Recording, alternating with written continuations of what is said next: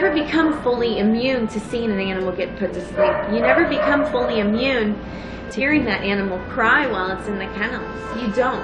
It doesn't work that way. But when you're actually there putting the needle to a dog or a cat, it's a whole different ballgame. You can go on each day and walk into work each day and take a deep breath and say, okay, it's another day and we're going to get through this day. And that's how it is for shelter workers.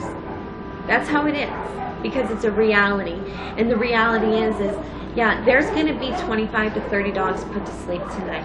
And there's going to be 50 losses in the shelter tonight. And these animals aren't going to go. They're not. You know, when you have the percentiles is, 5 to 10% coming in to pick up their animals, it's amazing. Here at the shelter, when an animal comes in, we only give it 6 working days for the owner to find it and to put it up for adoption. So it's here for 3 days for the owner to try and find it, and then only 3 more days. And the reason for that is right now at this shelter, we're taking in between 100 and 125 animals a day. The most heartbreaking thing down there is you see an animal that's 10 years old. Where was that animal for the last 10 years? Where was it? I know it hasn't been running the streets for 10 years. At some point in time, there was an owner that cared about this animal and an owner that wanted it. I mean, this owner spayed and neutered this animal. He stuck a collar on his neck with a tag that doesn't trace back anymore because the owner just didn't care. The owner just didn't have time to take that extra step to make sure that the animal ended up somewhere else other than the shelter. Somewhere else. Anywhere. Anywhere is better than here.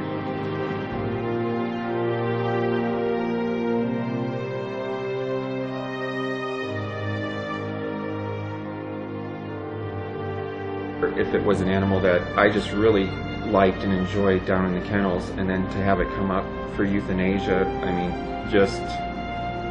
it was really, it's painful, and I know it has to be done. I mean, it's hard. I mean, it's really hard.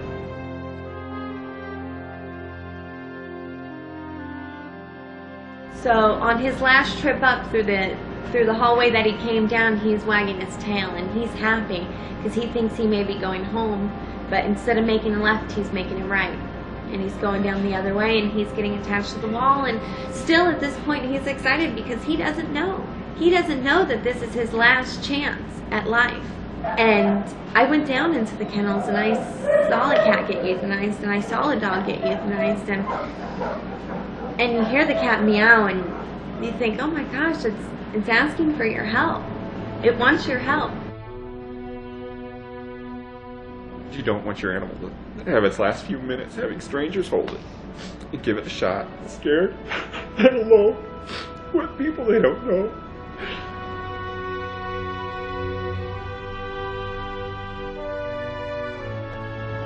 Animals don't forget. They know everything they go through. And they strive in every second of their lives to live up to our standards. And as much as they strive, a lot of times people treat them like it's never going to be good enough. I mean, how would you feel if you were dropped in a cage in the middle of the night by an owner that you were with for 5 years? You just never met up to their standards, did you?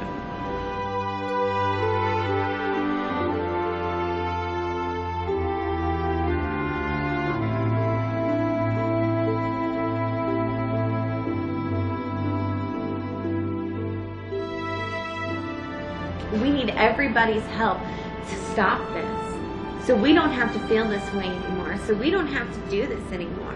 You try to euthanize a dog as it licks your face. You stick that needle in that dog's arm. It's not easy. There's still 25 to 30,000 animals every year that have to be euthanized in Clark County.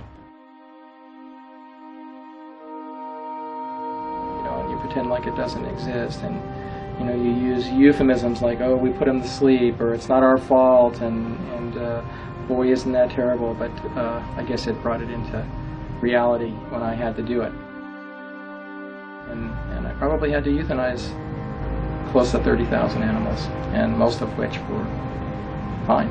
adoptable pets, nothing wrong with them, but they had to be destroyed.